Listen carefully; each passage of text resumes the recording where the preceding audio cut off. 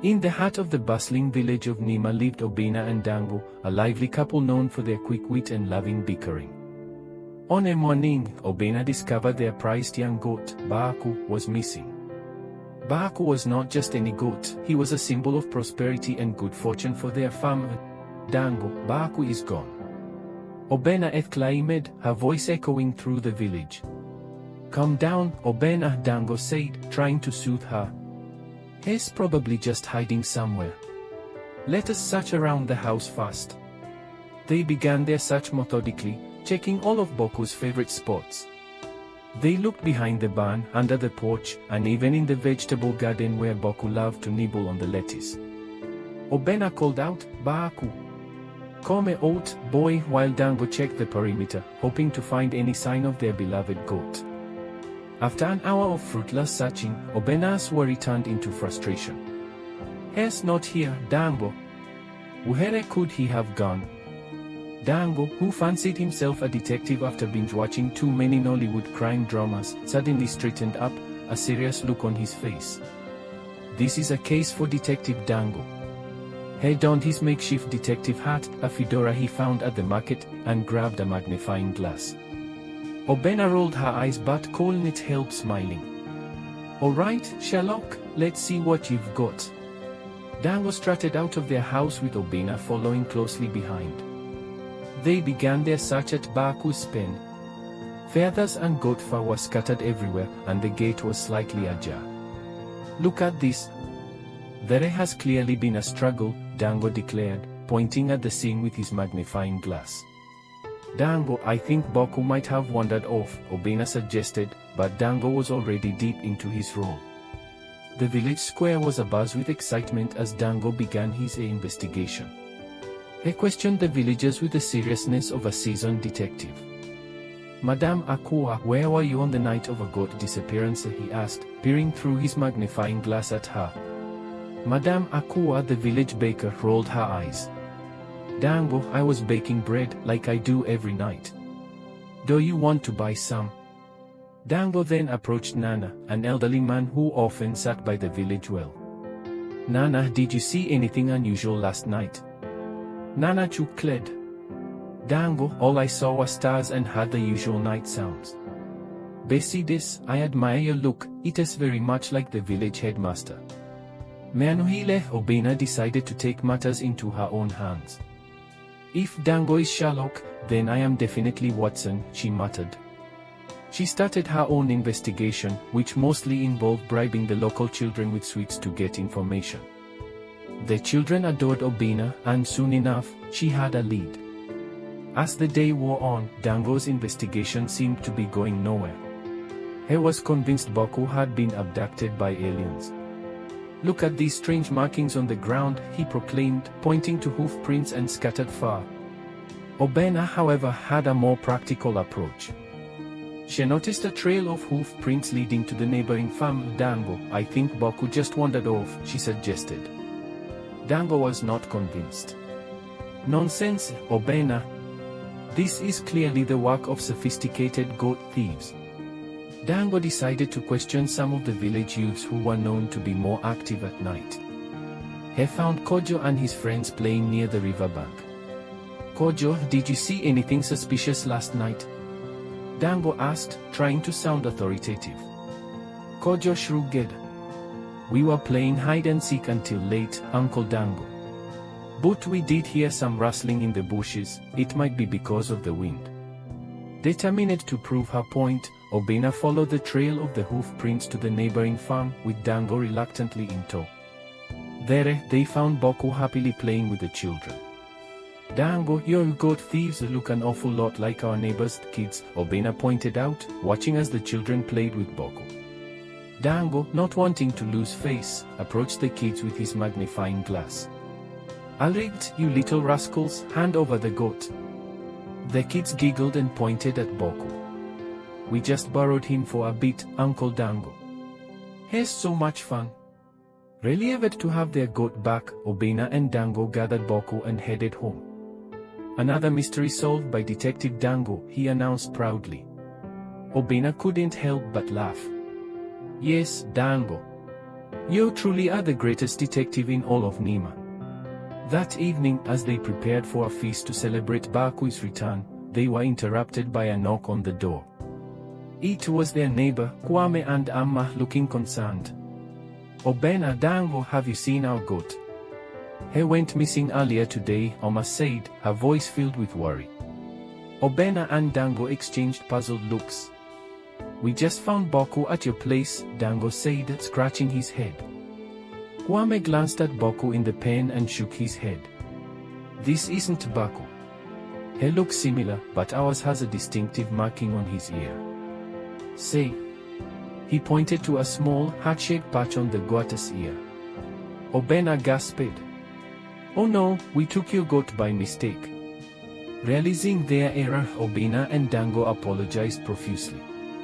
"We're so sorry. We thought he was ours," Obena said, feeling embarrassed. "Wame lauged, no harm done." They took the goat and left, hoping Obena and Dango find Baaku soon. No, the real mystery began. If this wasn't Baaku, where was he?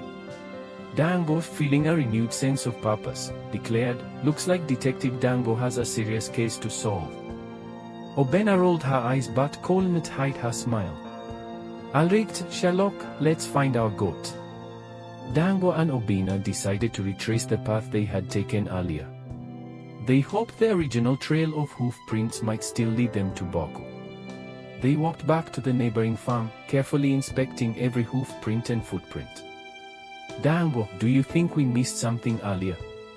Obena asked, trying to piece together the clues.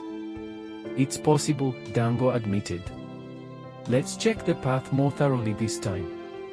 As they continued their search, Obena noticed something shiny half buried in the dirt. She picked it up. "Look, Dango. It is a small, golden feather charm.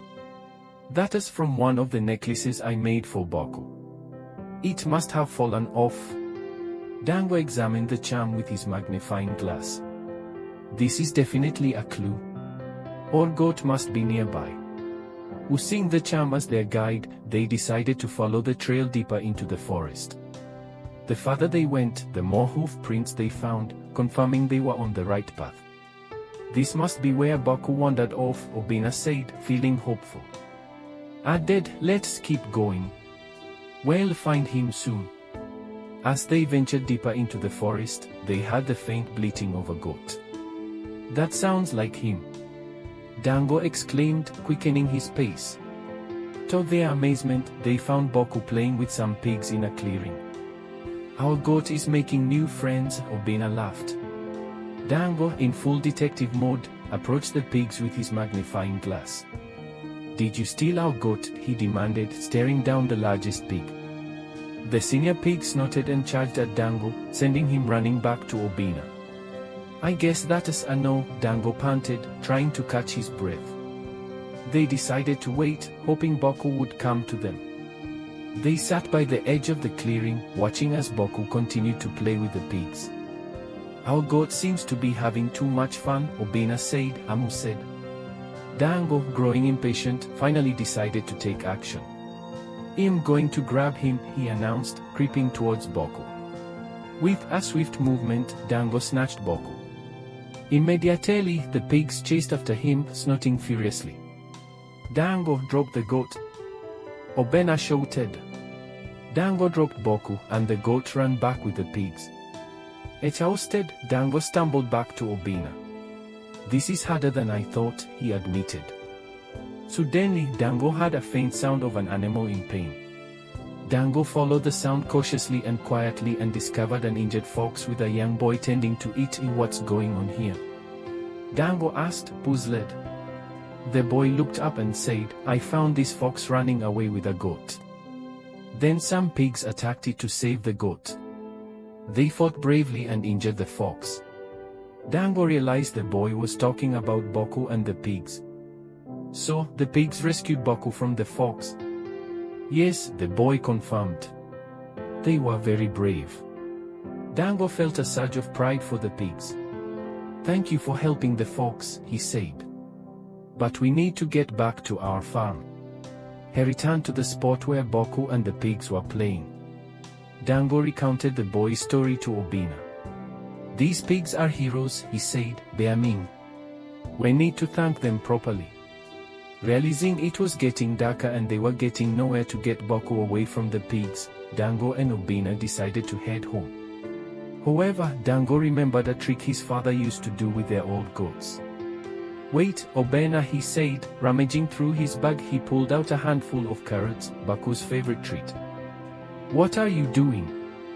Obena asked, curious. "Watch and learn," Dango replied with a grin. He threw a carrot towards Baaku, who immediately stopped playing with the pigs and sniffed the air.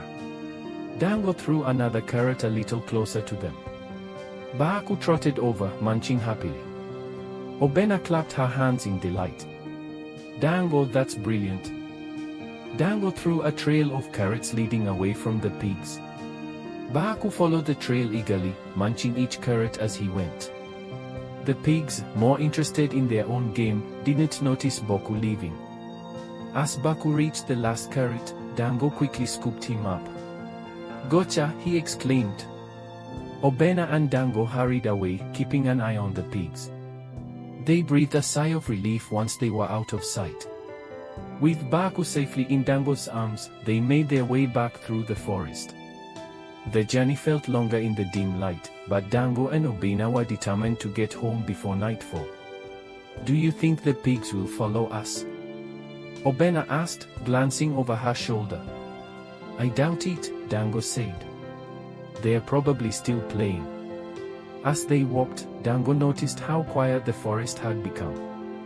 The sounds of nocturnal animals were starting to fill the air. "We need to hurry," he urged. As they neared the edge of the forest, they heard a rustling behind them. Dango turned to see the pigs, led by the largest one, following them. "Oh no, they are back," Obena said, panicking. Dango thought quickly. "We'll have to run for it. I don't think they would hurt us, they only wanted to play with Baaku." They sprinted towards the village, Baaku bouncing in Dango's arms. The pigs continued to follow them. When Dango and Obena discovered that the pigs were not going to hurt them, they allowed the pigs to go home with them.